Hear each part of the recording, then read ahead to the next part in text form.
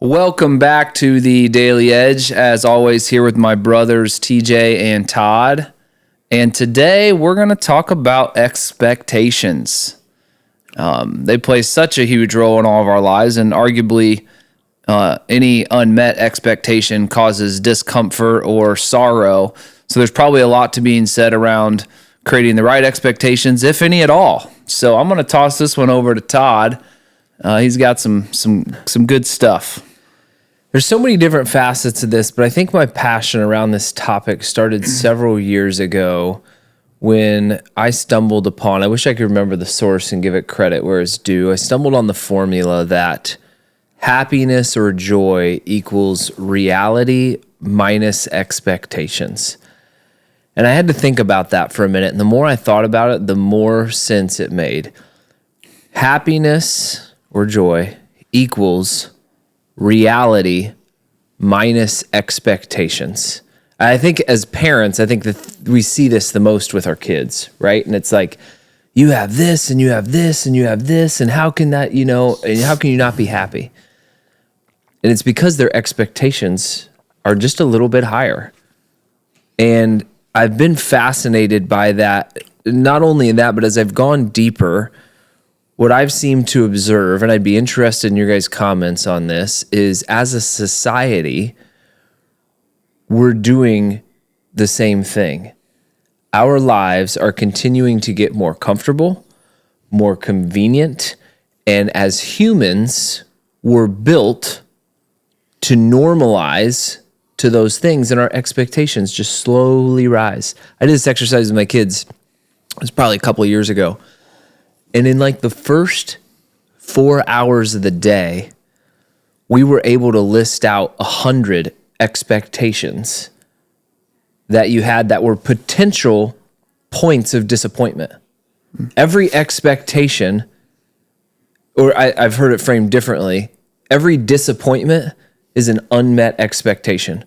So when you think about wanting to get out of bed and be warm and then, to not have any ailments and to walk in and the bathroom floor not be cold and to have hot water and have hot water within a certain amount of time. And then, have clothes that fit and that, all the things. And then you start to think about there's all the routines you run through in the morning, and then you get in the car, right? And it's like, you want everybody to follow the laws of the road, except you want them to go over the speed limit, especially if you're trying to get somewhere. So, break that law, but not, and like, it's incredible.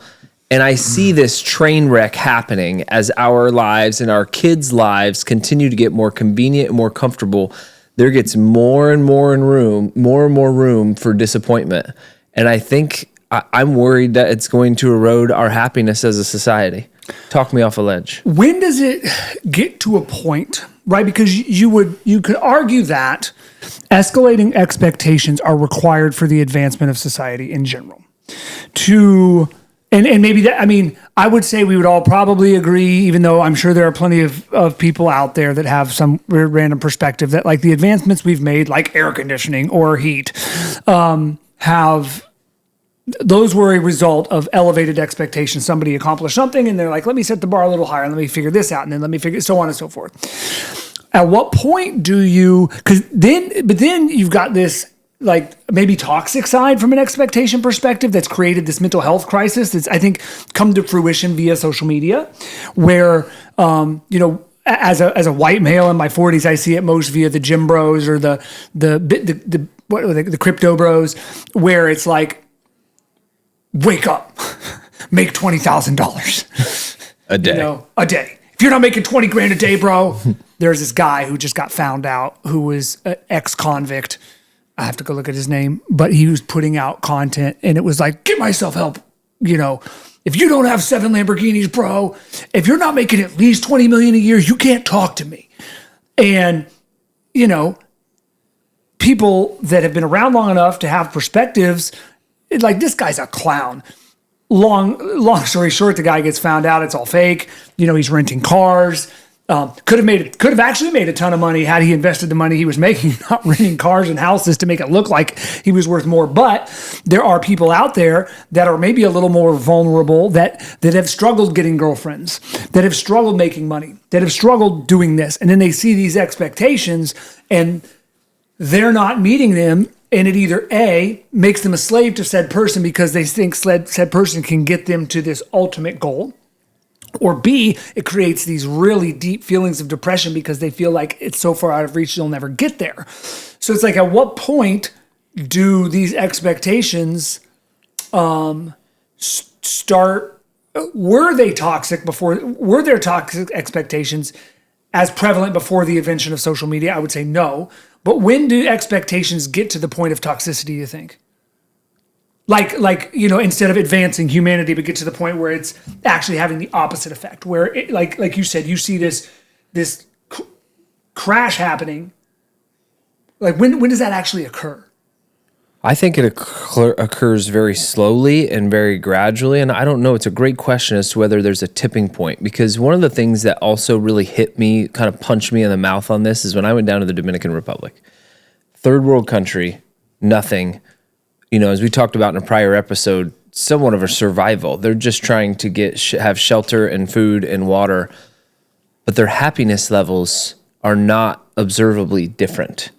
Because they've normalized that situation and their expectations are so low that even though the reality and the lack of convenience and the lack of comfort they're living, their joy and happiness doesn't seem to be, and I'm not an expert in this, but doesn't seem to be observably lower than other kids here that I've observed. And so I think even as you start to climb out of that survival mode, with every convenience, with every comfort is another potential disappointment. And to your point, when does it become toxic? I think that's a question I don't necessarily have an answer to. Or a tipping point, but I don't know if Trent's thoughts on this. Yeah, I'm trying to process as you're talking. Like, is it the conveniences or is it what you focus on? Do environments shape that? And I don't really know. Like, well, let me ask you this: like, you get in your car, right? Yeah. So we get in our car today.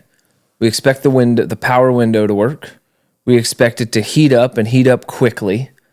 We expect to be able to turn on whatever music we want and be able to play whatever music we want. I think most people, if they have it through CarPlay, heated seats, maybe a heated steering wheel. Sometimes I get a car without a heated steering wheel and it's like, man, don't have the heated steering wheel. It's a point of disappointment, right? You don't even have to touch your steering wheel, let's be honest. It sounds funny. Well, that's another one. Like, sometimes when I have to get into Jenna's car and actually drive it, it's like, oh my gosh, I got to steer the steering wheel. I could be using this energy to catch up on something else. Like, it sounds ridiculous, but this is the life that, and at that point, some of those things might seem more ridiculous, but everyone else is just our daily conveniences. It's normalization. Yeah. We talked about that in anything you do, whether it's running races and helping people, but there's a normalization to anything that you expose yourself to and your family to.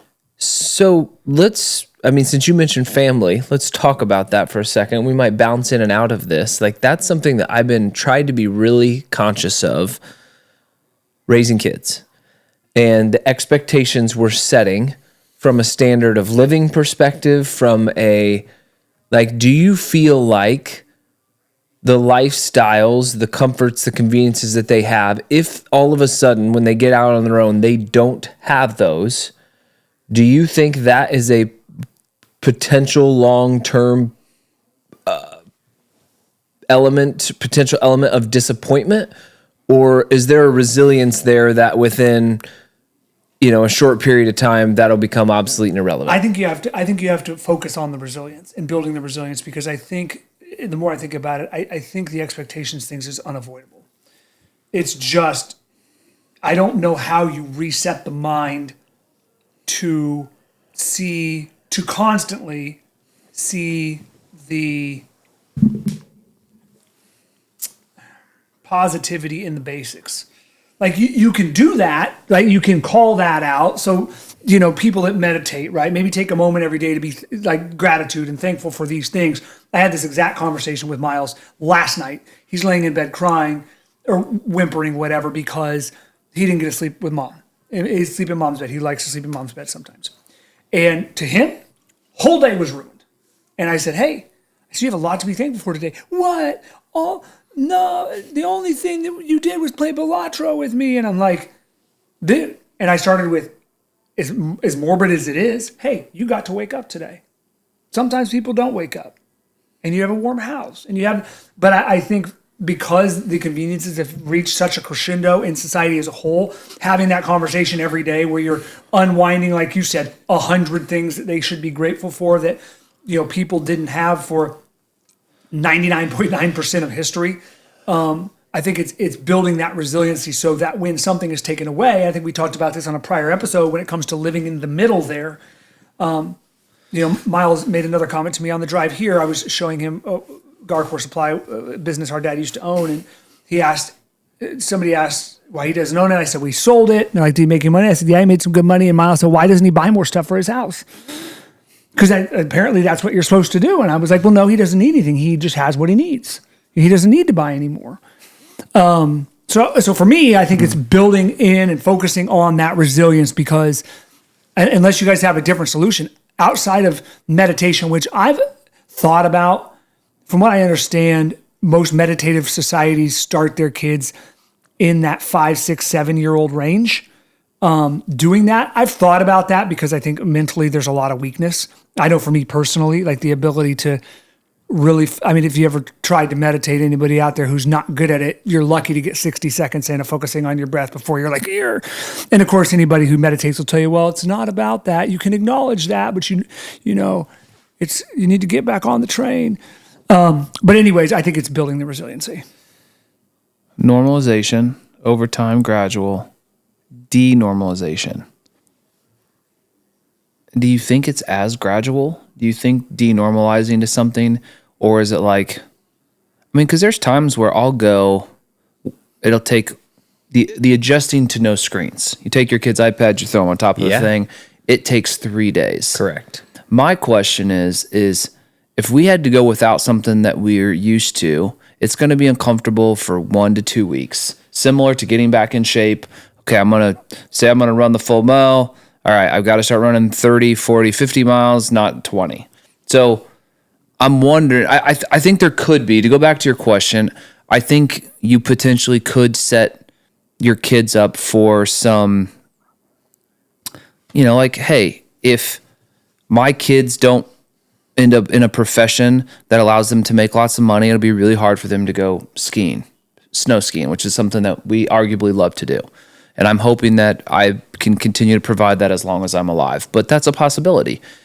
Will that be the end of the world for them? My guess is they're going to have their family, they're going to have whatever, and it probably won't be. Like, I don't think that they will latch on to that as, like, if they can't afford a lake house, but they can come visit. Like, my guess is that they normalize to the situation they're in and that it doesn't become a deficit.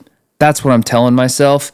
I do think in the moment, though, as a family, you got to focus on the right things, which is like, we're focused on playing games and having fun and spending time together. We're not focused on, the fact that we're sitting on a lake or we're doing these things. Now, it would be really interesting to ask our kids that, and to see how they normalize to things, because like we've said in prior episodes, they see you do things and they think that's normal.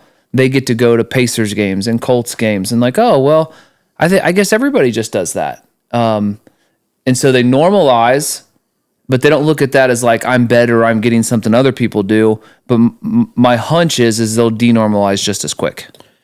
I think you make an interesting point, which is, is the normalization, how much does that play into what they're doing every day, something that's a part of their life every day, versus an occasional thing like a ski trip or like a Pacers game? Even if they're going to 4 or 5 a year, that's happening once every couple of months. They're going on a ski trip once or twice a year, right? Versus something that's embedded into their daily life. Like something that, again, they've gotten used to and they're acclimated to. And if at some point the rug is pulled out, to your point, TJ, I think if the resilience is there, then I think it's much less of an issue. The other thing that I have toyed around with, in addition to that, is there's one way to build an appreciation for something, and that's to go without it. You don't appreciate what you got till it's gone, right? And so is there value in, or are you just kind of, I wonder, are you just running around the hamster wheel or just kind of spiraling around? When you do take screens away, it's a little bit of a nightmare for 3 days.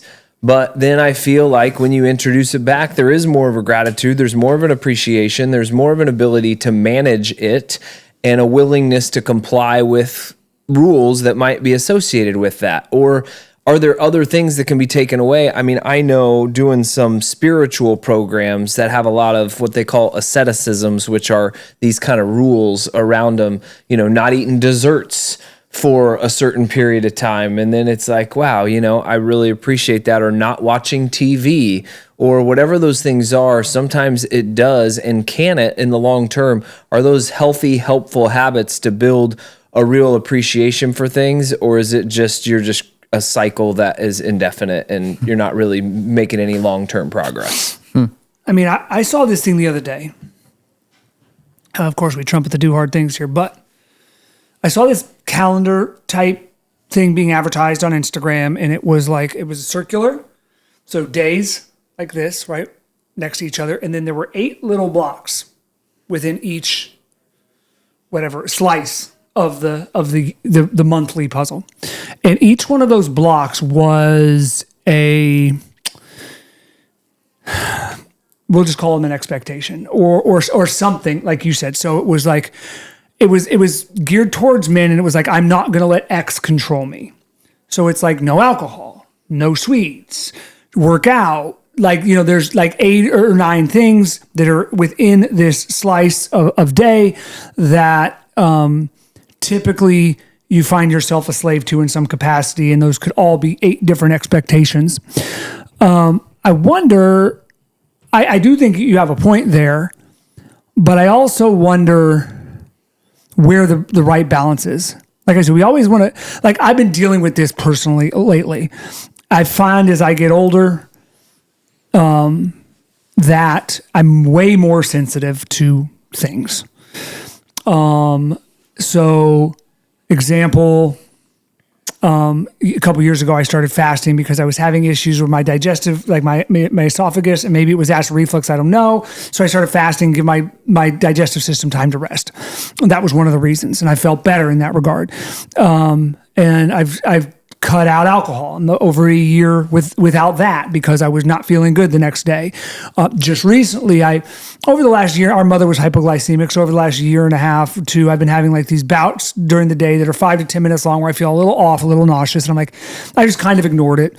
The last week or so, I've just been prick testing my finger and measuring my glucose levels. And I found out the other day through some work that when I have like large amounts of caffeine, so closer to 200 milligrams, that within the next hour, I'll get a drop because it dumps adrenals and it artificially inflates my glucose. It doesn't put me at a bad level. It just drops so fast within that time period that I feel a little off. So now I'm like, great. Okay. Oh, and by the way, Kay and I did fasting for no candy. Today was the first time I've had candy since January 5th. Ooh. So it's no candy, no caffeine, no alcohol, no fun. And so it's like working out every day, intermittent fasting every day. So it starts to stack and, so sometimes it feels overwhelming and a little bit daunting. And it's like, I think about that calendar. I'm like, man, if I had 8 things every day, or if, at what point does that become, does it ever for a kid? Do they just normalize to, all right, I guess there's religions out there like that. I mean, for all intents and purposes, Mormons, some of them or maybe, there's one other one that's local to the US, but like some of these, like you don't have caffeine, you don't have anything ever. And I guess they just normalize to it. But when it's been introduced to your life and it's there, I don't know. I guess I'm kind of talking circularly, but I'm thinking about the kids and like maybe that's a problem with parents is just being a little bit too overprotective, thinking about how daunting it is for me as an adult to deal with all that. Maybe I'm sensationalizing this, but it seems that disproportionately large number of child stars struggle later in life. And maybe it's just because the visibility of it, like we're visible to the ones that kind of crash. I'd be interested in your guys' take, but this has been part of I've coined this term, post-stardom depression, where you look at like your Macaulay Culkins, your Miley Cyruses, even your Justin Biebers. Like when you are at a very young age, you are on top of the world. Now, this is obviously, we're just not talking at this point about life's conveniences. We're talking about people essentially worshiping you and just wanting to, and not being at a place where they can process that. It seems to me that if you look at, your normal population and the proportion of people that struggle, through certain time periods, and you look at some of these child stars on television or for whatever music, whatever that, and you guys check me on this, seemingly a lot more of them when they come back down to earth struggle with it because they've been on cloud nine. They've been experiencing this stardom where they're the center of the universe. And then all of a sudden they're not, or they're much less of that. Would you guys agree that that is a thing? Or would you challenge that notion? And if so, if you think it's a thing, like I'm just wondering, I find myself wondering if there's a parallel, right, to our kids' lives day to day. I don't think it's a thing. I think that it's a thing on a human level for certain people, and specifically the ones that go from the very top to the very bottom. But like a Miley Cyrus and a Justin Bieber in specific, that was just, in my opinion, exposure. Justin's had some troubles more recently, but there was those periods of time where we all know kids we grew up with and went through those phases. Drugs and partying and being just a general dick because you're in high school and that's what you do. I think, we got to see them go through that in public, those two in specific. But I do think like some of them, Macaulay's a good example. There's some other guys. Britney Spears. Yeah, Britney Spears is another good example that I think, because I don't think Justin and Miley ever went out of they never lost that phase. They never, completely. They both stayed popular throughout. They got a little weird for a minute, but. Sure, no, they did, but like it didn't change their following at all. But some of them, I think there's something to be said. But I think that's humans in general. Anybody that has been worshipped, that's a great word, and then has to go without that and continue to live without that. You better be real grounded going in. And some are, like your Keanu Reeves of the world. A lot of them had later success, maybe 20s, 30s, 40s when they started. I think they're a little bit more grounded and they go in realizing that this isn't real. And they make an impact any way they see possible. But that's my perspective on that particular. Anything to add there? Otherwise, I'll go to the other side of it because we've talked a lot about older people and how their expectations change and their frame of reference changes. We talk a lot. We give Dad a hard time. He is obviously in a very self-focused time of his life, and maybe deservedly so. He spent the last few years before Mom died having limited amounts of that, and he goes to the golf course when the weather's nice, and he goes to the casino when the weather's nice, and or when it's not nice, and he kind of goes when he pleases, whenever he wants. And we see that at times that convenient lifestyle can surface in having a short fuse, very impatient when things aren't going that way, or a lack of interest in engaging in things that aren't fulfilling that self, whether it's, he does a great job in his defense of getting to, at least for us, one sporting event per season per kid. It probably goes to more of yours around here. But but the point is, I think, again, expectations. He's used to getting a level of satisfaction and fulfillment out of a day based on what he wants to do. And it's very hard for him at this stage. And I don't know if it has to do with age, resiliency, or otherwise, but struggles to be a part of things for longer periods of time that aren't serving in that same fashion. I think that kind of goes somewhat to focus, and there's probably insecurities and other things because it is different And as you get older, my assumption, as I'm not there yet, is some people will go all in on community and they'll be really focused on building relationships and being connected. I was talking to a good friend, his father, and he was telling me, and he was very wise. And I said, what do you think like contributes to longevity in life? And he goes, the number one thing is having a community of people to grow old with and to be around. He said, above all else, like that's why it's not when you see a spouse die at an old age, the other spouse generally goes pretty quick within a couple of years. The reason to live, and I think certain people at certain ages go that route where they really dive into that community, the grandkids, they want to be around it all the time. It's what gives them life. It's what gives them connection. And then others will be more kind of self-focused and self-centered on what they want to do. And unfortunately, I think what will happen is over time, when they get to a place where they're maybe not as free from either a mobility standpoint or a financial standpoint, and then they lack the relationships, that it gets really lonely at the end. And it may get lonely at the end either way, but that would be my fear, is that is a potential reality, because if that doesn't become a focus of your life, those relationships won't be there. And then the longevity of life may not go as long as it could or be as fulfilling as it could.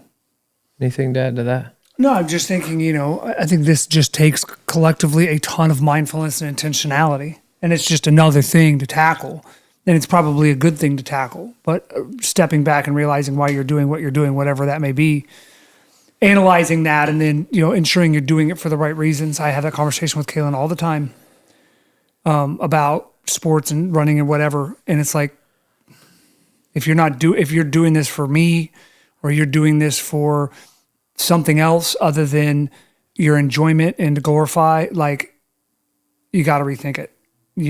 That's what it's about. And so, yeah, I think those are really important things. And the more we talk about this, the more I'm like, all right, like mentally, I should focus more and maybe do some meditation every day to ensure that we're grateful for the basics. And I think if you're able to do that and focus on the basics, then other things will figure themselves out, because you'll pour so much more into those things if you see them, like you said, if you take something away from somebody and then you give it back to them a couple of days later, there's a different perspective on it.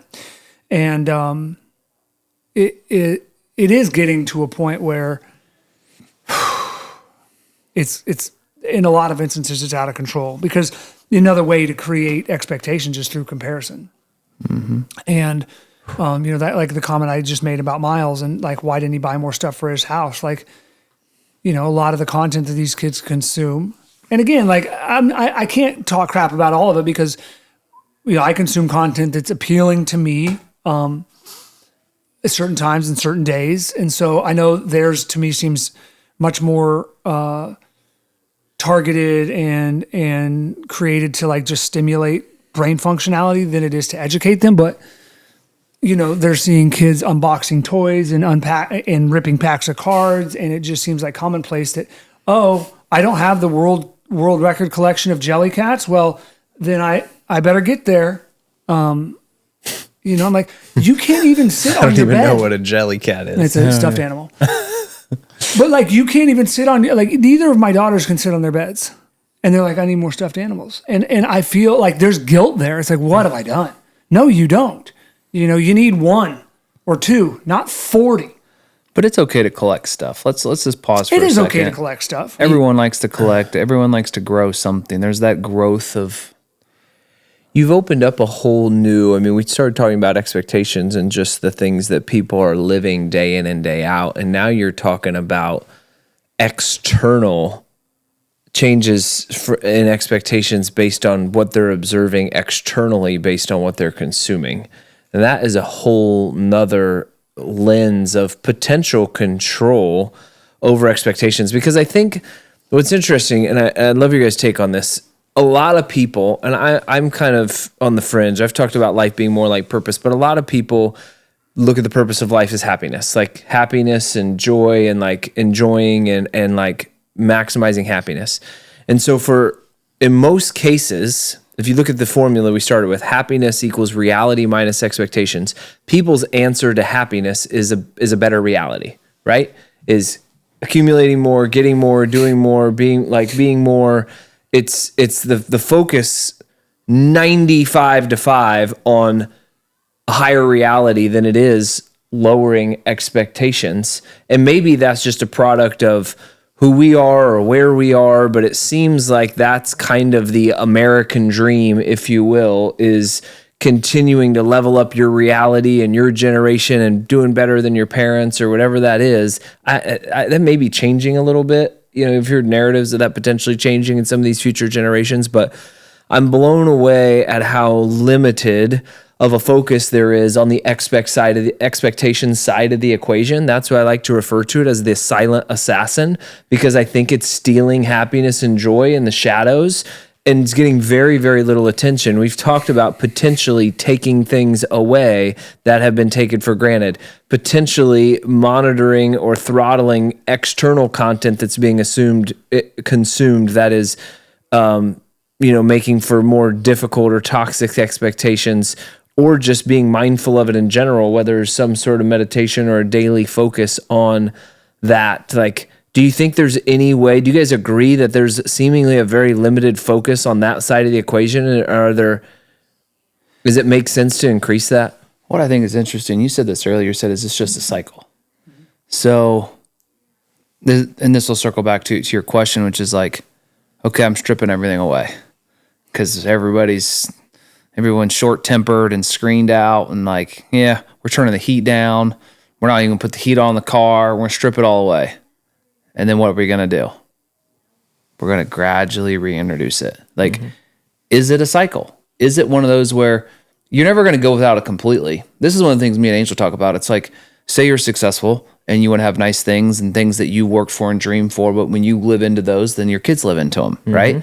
So like, are you ever going to like get rid of it and stop doing it completely to completely lower that expectation versus you're going to do it gradually? Like there's people without cell phones. Like let's just go with that. I'm not giving my kids a cell phone until they're 16, 15, you name it.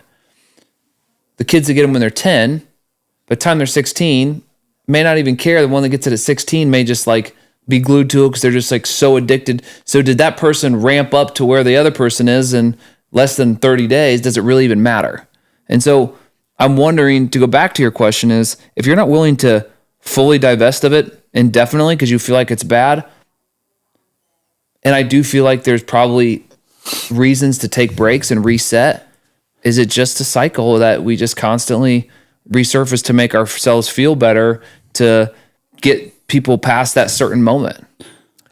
You're talking about I would argue, the biggest internal struggle. Like we're wired a particular way. I would say evolutionarily, we're wired a way so that certain emotions are utilized. That's the most powerful regulator in humanity is emotion, period. And emotions are leveraged in a way to push and pull us towards and away from things based on how we've evolved. And for whatever reason, we are pushed as hard as one can be pushed towards comfort, towards advancement, what we'll call advancement. And so it is such a, like, we talk about the Dominican. I was thinking about that. We talk about expectations are so low, but you see this in every single society that is exposed to technological advancements or comfort. They all just, expectations go through.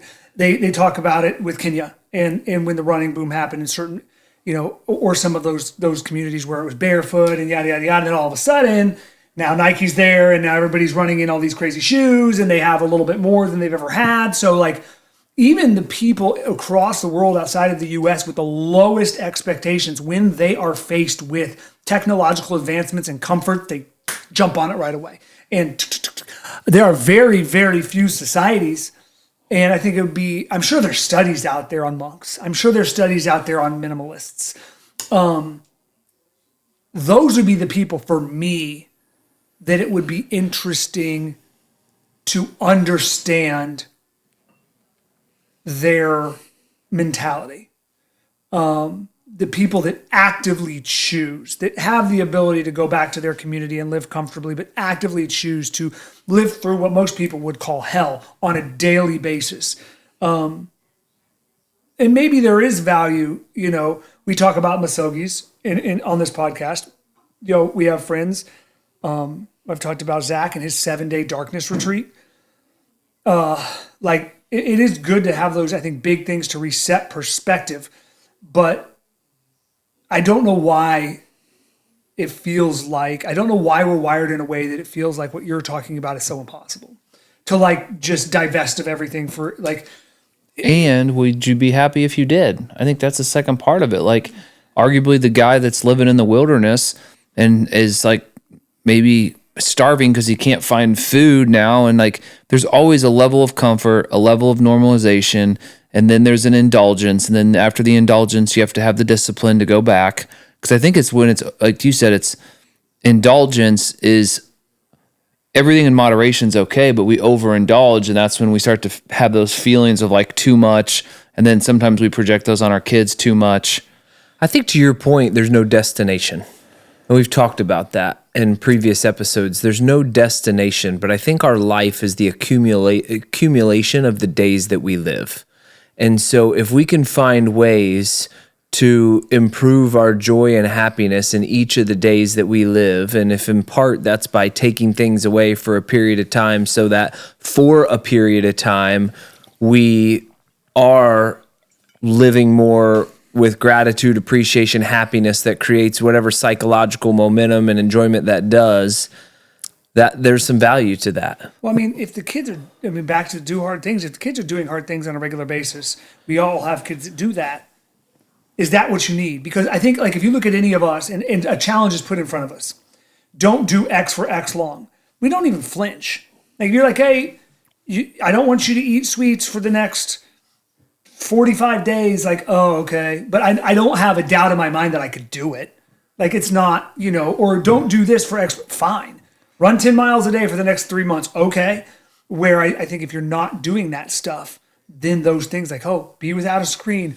Oh God. I was thinking about that the other day because Lynn is obviously here in 2 weeks, give or take 3 weeks. Can't wait. And Kay's what are we giving up for Lent? And she's I want to give up soda. And she's what are you going to do? And I'm I want to do something really hard. And the first thing that comes to mind is phone. But then, you start thinking about, okay, one of the things that I found has kind of hurt me in recent is it's important for all of my stuff that I maintain a good sense of community. Well, I turned off Instagram notifications for 6 months. And I can't tell you, I would leave people on red for 6 or 7 days that had really important things. Hey, I'd love your feedback on this race I've got, coming up. Can we ever meet? And so I'm feeling oh, great. There are people that are reaching out to me and they must think I'm this complete clown because I didn't respond to them. Even as much as Tara sending me memes and me not reading them because I didn't get the notification for 3 days and she's all mad that I'm ignoring her. So I shut her down. No expectations. Well, that's the thing. But you could set those. So that's a really good example. I know my wife refuses to carry her phone around. And so the expectation is if she answers it, I'm excited because 9 times out of 10, she doesn't answer her phone. The expectation is she's not going to answer it. If you don't reply to those messages for years and years and notifications and people stop expecting you to reply and they figure out a way to get to you the way that they need to. Yeah. You're setting an expectation that you will reply versus you won't. Well, and there are certain instances, having this, I don't know why we're down this tangent, but having the privilege of working at home and having a flexible schedule, that's a thing where I feel supercharged to respond in those instances, right? Sure. If I'm working 8 hours a day, but it's 2 here, 3 here, 2 here, 3 here, or whatever, and somebody texts me at 7:30 at night and it's Sam, then I feel it's my duty to respond because he's offered me that flexibility. So it's there's a new device out, it's coming out. I'm on the Discord for called Meadow.io and I'm really stoked. But it's essentially a phone companion. And it's Google Maps. It's got Uber. It's got Audible. It's got 4 or 5 apps and that's it. That is, I just had this conversation with Jenna the other day. I was getting to the point because it's fairly affordable. Like I've got some older phones of just having a second phone and getting a new number. It's what it's like $20 a month or whatever, where it's got nothing on it except like the important people have the second number that need to get a hold of me. Yeah. But it's like it sounds like just what you're talking about. It's pure essentials. It's about this big, and it's just pure essentials. Can you call and text from it too? The question is like, what do you? That sounds really compelling. What are you guys trying to avoid? Like, let me peer into the future for you. You have a 17-year-old son or daughter. Yeah. And you're in the passenger seat now. You're not controlling as much, and they're figuring stuff out. And they've got certain aspirations and goals, and you have to take your hands somewhat off the steering wheel because they're driving the car. So let's just talk about my oldest. We've done everything from taking phones to limiting time. We did all that stuff. Arguably for what, I don't know. We thought it was the right thing, and maybe it was at the time. And this fall, he's had a kind of a transformational stuff with some of his focus and ADHD. Kid gets all A's and B's. He does really well in school. And we take his phone before he goes to bed. The only rule he has now is that he has to leave his phone in ours, so he can't stay up and be on his phone until 1 a.m. Sure. It's the only rule. It's the only guardrail. Do we have conversations, different things? Like at some point, you'll get to where they have to start. When they overindulge, they feel it. They understand. He brings his phone to us because he knows he needs a break because he's probably had too much of it. There's a point in time where they have to develop the same sensations that we're talking about, which is like, man, I've had too much of this. I need to regulate this because it's too much and do something else.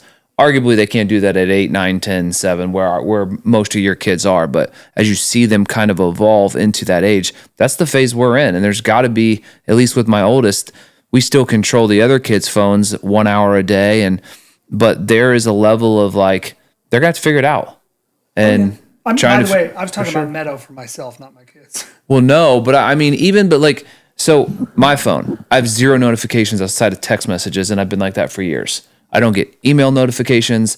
haven't been on social media forever. Occasionally I'll pull up Instagram once every like 3 months just to like maybe post something. So I don't look at any of that stuff. I have 0 notifications.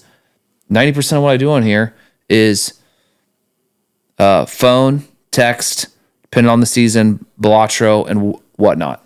Like those are the 4 apps that I use on a regular basis.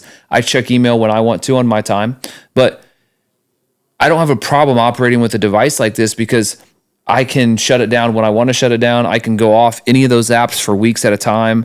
And so how do you control the inputs and take away the expectations of having to check or someone relying on you to respond in a certain time frame? Because I think there's something around shaping other people's expectations of yourself because none of us want to let people down. That's a whole nother tentacle of this. We're talking about our own expectations and our own happiness, and there's a whole other world of other people's expectations and managing those. And I'll tell you, the hardest part about others' expectations is in order to change them, you got to disappoint somebody. You got to piss somebody 100%. off or disappoint them or let them down as part of their, and when it's different when you're responsible for letting yourself down and you want to you're inflicting pain on yourself versus through some sort of asceticism or taking something away or your kids. But when there are other adults that are suffering because of your shift in life, that's hard. That is really hard to get on the other side of. But yeah, short term. Yeah. Yeah. And I mean, I guess it really depends on like, again, I thought through that. I think maybe it was 2 phones ago. I switch phones so often that for me to go through and turn off notifications, it's just a lot. It's like when you see you have X number of compromised passwords and it asks you to go change them. I think I have 398 compromised passwords. Like, no way. Turn off notifications is simple because every time the thing comes up, you hold down on it and you put you don't notify. It's literally in the notification, and you only have about 15 apps that notify you. Well, I have about 40. But so every time it comes up, you just hit it once and it never comes back again. Right. Yeah, I get it. I'm not buying that excuse. I'm just telling you, I've done it before, and with other phones, but my point is, it's kind of where you're at again, unless you're glued to professionally, right? There's expectations. And if you're an employee, which you're not, although you could call, you guys, you're employed by the people that work for you because you're there to support them. And you're not glued to a desk. If I was carrying my laptop around with me, then I guess that's a different ball game at all times. When you have a business, and I'm not making excuses. I'm maybe a little bit of a justification where, one of the big things I believe in is supporting the community that supports you. So like turning off a Strava thing, we have friends. One that listens to this podcast, I won't call him by name, but he'll know who I'm talking about him, who take offense when you don't like their Strava activities. And like, I get it, man. And so I want to be supportive of that person. I'm not going to get all of them. Right. But like, there are certain people that I think, like we called Beal out on an episode. How cool is it that he kudos every single person, even the people that only have, like Tara. Nobody likes Tara's activities. She's walked over a year now. She had major surgery and walked through it. And the only people that like her activities typically are me and Peter Seacrest. And that matters to those people that don't, it's good. So like, not having notification on for Strava. So, I mean, there are, phone calls, Strava. But then the problem is you get, I have such a big following on Strava, relatively speaking, that it's just constant. Mm-hmm. And so it's like you said, I guess I'm just going to have to disappoint people. Hey, I'm going off of here for a while. Don't miss me. But I feel a guilty conscience for that in particular. I don't know why we're talking about notifications, but I guess it's others' expectations of you. It does distance you from the community. That's part of it. But it's like, what's the cost, right? Like, what's the cost that you're now by being Johnny responsive? Like, I don't get Strava notifications. You guys know that. I load my thing for tracking purposes, and I never get in it. Occasionally I'll go through and try to like a couple people, but like I don't get on it at all. I think it goes back to an episode we did a couple episodes ago, which was about prioritization and your time. And you may find that supporting other people through Strava is very much something that's at the top of your list and something you want to spend time doing. And if so, that's okay. Then I would keep those notifications on. To me, that's the barometer of whether or not it's a good notification or a bad notification. The challenge is if you get interrupted all day and there are some really important things that you're not getting to or getting done because you're responding to those Strava notifications and that's not at the top of your list, that's to me where it becomes problematic. Yeah. Here's where I found it's become a huge problem for me in my life is every time I allow an input into my life, I'm spinning the chamber of a gun and I'm just pulling the trigger. Because 90% of what I see is either good or bad.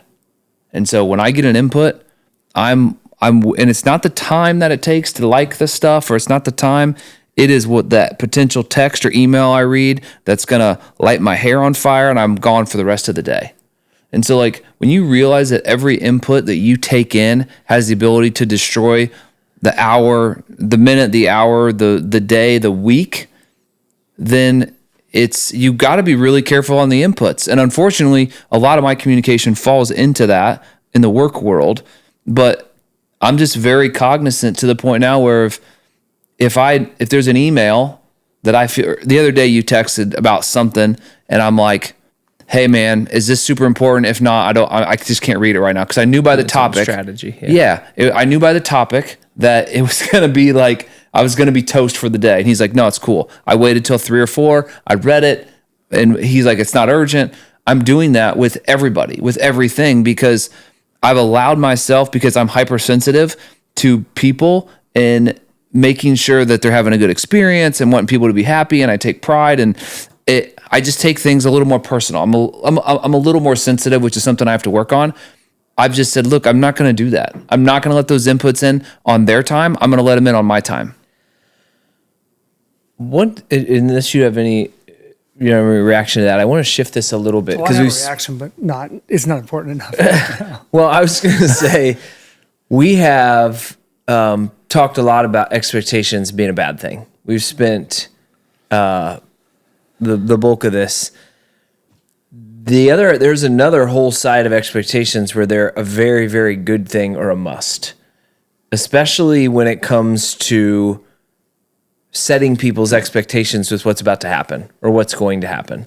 A lot of times I find, I don't know about you guys with your kids, and I think we even talked about this. This was, probably 20 episodes ago. And we talked about vacations, and I said the ones where we set expectations are the ones that are most enjoyable Very expectations. detailed, like this is how it's going to go. Yeah, and or like if you go up to a kid and you say, "You're done, screen time's over," like the world falls apart. If you go to that kid and say, "Hey, you got 15 minutes left on your screen time. You got 10 minutes left. You got 5 minutes left," and then you take it away.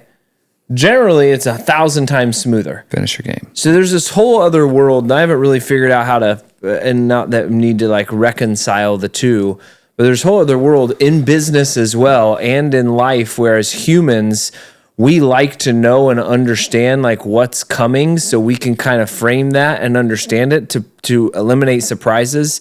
And that is huge. Huge, I find. I mean, do you guys find the same thing with your kids? I'll tell you who needs to figure that out. Airlines. I mean, and I'm not saying that because obviously there is the stress around, there's a very specific situation that occurs with airlines. It drives me freaking nuts. You obviously go to an airport understanding that you're out of control. Like, meaning you don't have any control. And that's the way you enter it. And normally there's no issue. What drives me crazy is when you're sitting on the tarmac and something's wrong. And they lie through their teeth over and over and over. Like, talk about setting it, like, look, tell me, I'm an adult, tell me, look, there's a maintenance light on, it's gonna take 40 minutes. Not, well, there's something that might be a little wrong here, so it's gonna be about 5 minutes. Have you ever been on a plane where it's been 5 minutes? 0% of the time is it ever 5 minutes. And so, like, yeah, it applies to adults. Like, let me know this is exactly what is going on. Don't tell me that you're going to stop at the de-icing pad and it's going to take 90 seconds. It's not. It's going to take 15 minutes. I do this every other week. Stop lying. You know what? Also, Struck a nerve. where I actually thought you were going. God. I thought you were going with that was delays.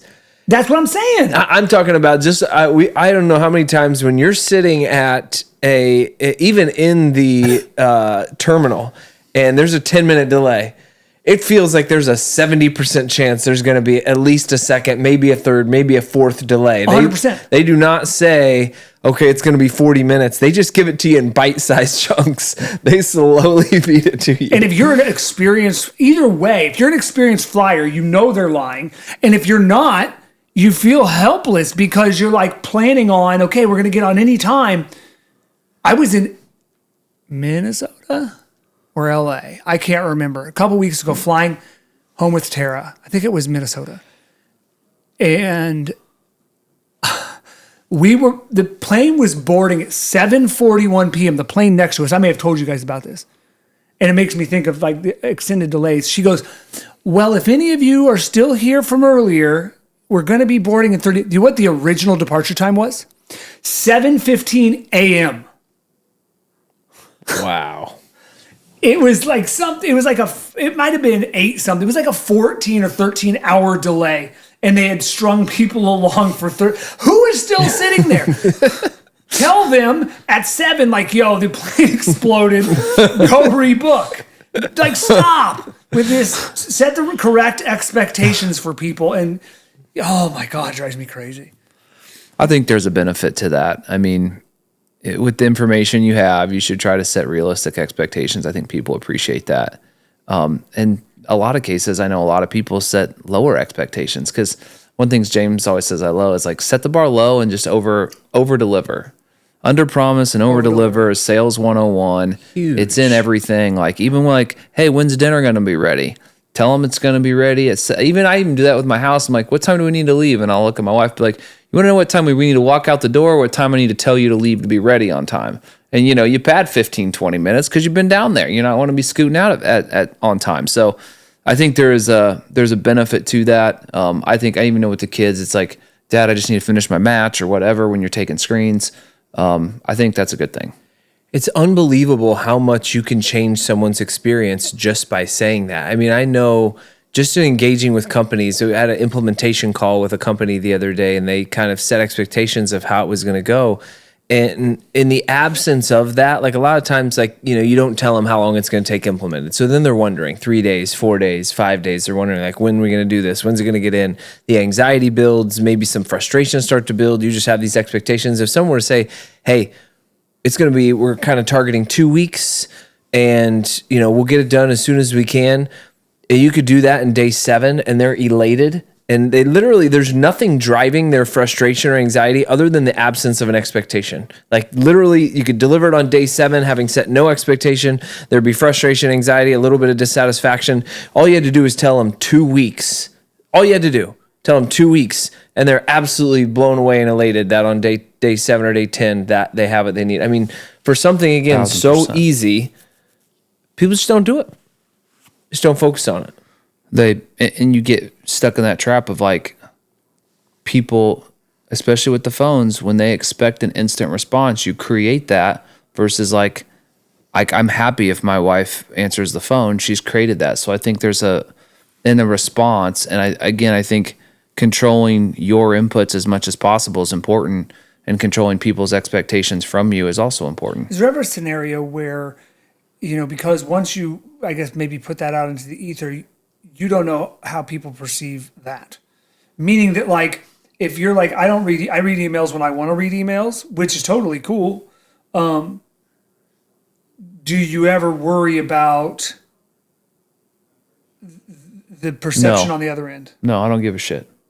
Because to me, it's not an importance thing. It's not that I don't value or I don't feel like you're important. So someone may receive it that way. But for me, I'd say, if I've got a meeting, I'm going into a meeting, let's say it's a strategic meeting, and I read an email that puts me on fire, and all of a sudden, one of my biggest days of the year to plan with my leadership team, I can't focus and I can't add value, and I've got 100 people depending on me to bring that, but I can't because I'm thinking about some stupid, dumb thing that I didn't need to think about. Well, let me flip this the other way. Yeah. As somebody who works with other people and is not at the top of the food chain, there's a particular individual I work with. Guess he's going to be hearing this for the first time if he does. But he is known for blowing me off, like constantly. Like, hey, we got a meeting. Let's have the meeting. I'm telling you, 85% of the time, just I think that's way different than what we're talking about, because I don't blow people off. I respond. I've got things in place to make sure that if it's important, I will get to it same day. But it may be beginning or end of day. But when I check it, you will get a response. And when I set meetings, I follow through with meetings, but I just don't sit there and let my email refresh and just impact me all day. No, I'm not saying that. But what I'm saying is, like, whether it's intentional or unintentional, it's still a set expectation that he's putting in place. Like, hey, the expectation I've developed now is that when there's a meeting on the calendar, like, it's a 20% chance he's going to show up or show up on time at all. And if I were him, I would hate that people looked at me like, oh, this guy's a flake, or this guy doesn't. I think we're talking about two completely different things, though. Because, like, for me, if I set a meeting, I'm going to be at that meeting, and my expectation is that you're going to be at that meeting, and we're both going to be on time because I value your time and I value my time. Sure. So I don't show up to meetings late. Matter of fact, I get on other people for showing up to meetings late because I think it's disrespectful. So if we've got a meeting set and it's a weekly meeting, I expect you to be there and I expect me to be there. So I'm not canceling meetings and floating around, and like, I am following through with what I need to do. I'm just not going to be immediately responsive on the email. But there's also a handful of the way that my email inbox is set up is I got someone helping me. I've got a respond folder, I've got a review folder, and I got a resource folder. And I jump, so I don't just look at my inbox. So I know when I go in, the ones I got to respond on are the important ones. And I know when to go into those and so forth. So I think what you're describing is somebody's just being more aloof and kind of like, I've got the upper hand. I'm going to come and go when I want. And they've created the expectation for you that you're not important and that, heck, I'm just not going to show up. And you're just like, well, heck, if he's not going to show up, I'm not going to show up. And it's not a disrespect as in like, I'm not doing what I say I'm going to do. It's more of a like, I've set the expectation that I'm going to get to stuff in this manner, and it's going to be timely, and it's going to be responsive, and I'm going to follow through. Well, I think there's a different way to do it. It's a complex level of expectations, I think, is what it is, right? It's like, if somebody works for you, then they have the expectation that, like, this is how I prioritize and process things, and I will get to it in this manner, versus, as long as that's there, I think that's important. I think where it gets difficult is when there is no understanding or expectation. And, in situations with this particular person, everything is the end of the world. So if they have something that needs to be done, it better be all hands on deck immediately. They're not at the top of the food chain, but they're up there. It may be done immediately. Well, people may do it, but it's going to be begrudgingly. Mm-hmm. And I was just saying, if that were me in that situation, because he hasn't taken the time to step in and set the expectation that, look, here's your response window. It's 24 hours, 48 hours, it's whatever. This is how I process things. He's just left it in the wind. And all I was trying to say initially is that it would bother me if somebody perceived me a particular way because I hadn't set the expectation. This is how I'm going to execute against stuff. That's fair. Right? So if I don't let people know that I'm going to be doing it this way or that I'm changing this, it would bother me if they thought that, a new guy who's going to start a new race reaching out, asking for help, and me leaving him unread for 2 weeks for my first interaction with him, it's going to resonate. Even if I fix it down the line, I'm going to have to unwind that because he didn't have any way of knowing I'm not a social media guy right now. So it's definitely different. Yeah, I think to your point, it's setting expectations on just that difference in approach. Even if there's an autoresponder, I know some people that have autoresponders on for everything, and it's like, hey, here's my email mode of operation. Like, I'll get to you within 48 hours, or I'll let you know that I'm going to get to it later if I'm not going to get to it by that point. And I think there are two sides to every coin. I think, I've had times where I have stayed out of email and it's allowed me to strategically accomplish a ton more for my business. But the people that report to me, I've had some very challenging conversations about that and them feeling not as supported because it might be a day before I get back to them. And so I've had to take the time to explain the why to them, because I think certainly there are times where it works for me, but it's important that I have a awareness and a full understanding of how that's impacting others, right? Like, I know you don't love when you try to get a hold of me and I got meetings for a day, right? Now, that works for me because I've got my day prioritized and I'm working on the most important things, which may not be that thing you're reaching out on, or maybe that is more important. We find time, but I think just maintaining an awareness of how that's impacting others is still maybe the right thing for the organization, right? Because strategically, you've got to prioritize your own day. Don't let other people prioritize it for you. And that's what happens with email and stuff, right? It's like someone else's, I heard this, I love this. Email is someone else's to-do list for you for that day. And I thought, yeah, that's a really good point. Yeah. And I think there's a way to do it that's respectful. I don't think not showing up for meetings is good, period. And if that's happening, I would say that's not great on the communication side. So, well, if you're setting a meeting, you're setting an expectation that you're going to show up. That you're going to show. I think there's a way to do it.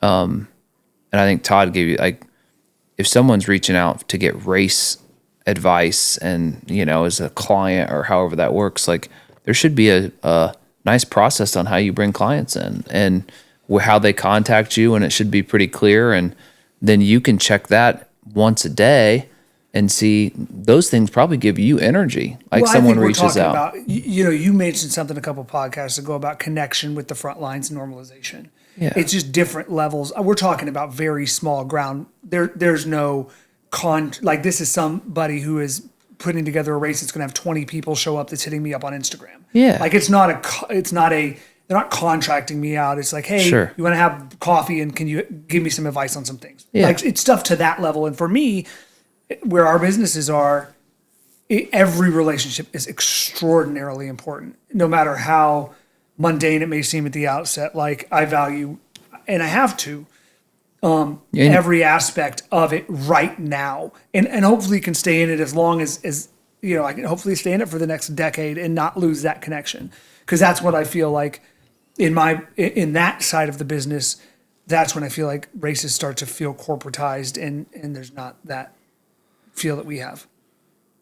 Do you think there's a way to do that with not being same day responsive on 7 different platforms. Well, like he said, if there's a way to set up some type of auto response, or if I calendar it, like, hey, at 3 p.m. every day, I check Instagram notifications, something like that. Yeah. So I can remind myself to go do it. I've thought about those particular things. So that would be a way to approach those. Yeah, I think that's a great, I think there's a system you can put in that would definitely get you the same outcome. But I also will tell you that, our head of sales is like, I dare you to call me at 4 a.m. on a Saturday. Like, he lives with his phone in his hand, and he prides himself on being super responsive and always answering the phone and always being available. It takes a toll on him. Like, it's his method, but there also is a dopamine hit of like satisfaction and like getting back to somebody and like building trust, right? Like, and some roles require more of that than others. Mine's not as tactical as it used to be.